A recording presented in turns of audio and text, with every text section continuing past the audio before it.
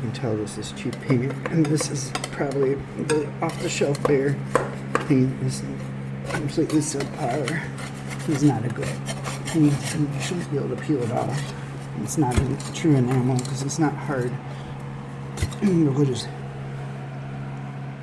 What has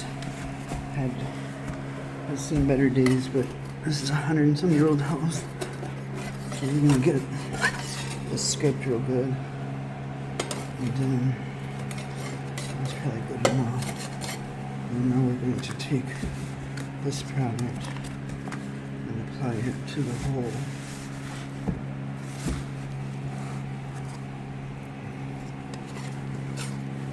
This is basically skin coating it. You kind of have to work the product in.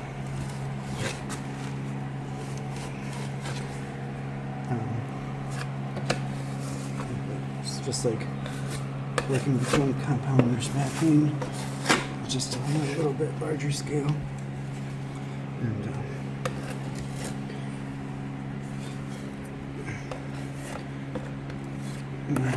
work the product in.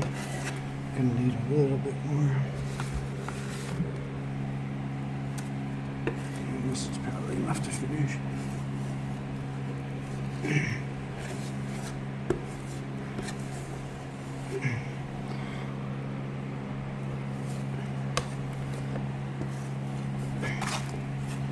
And then just double check everything. Make sure to missing spots. And then the final spot right here.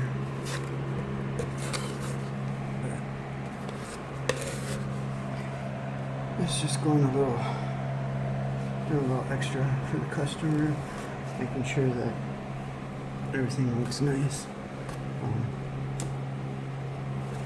We restored all the other parts of this room, so it makes sense to get it all done, and then I just put the excess back in here.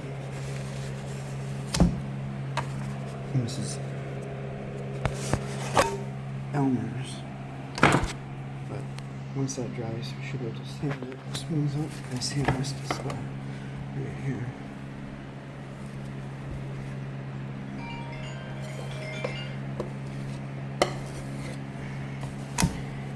That's basically it.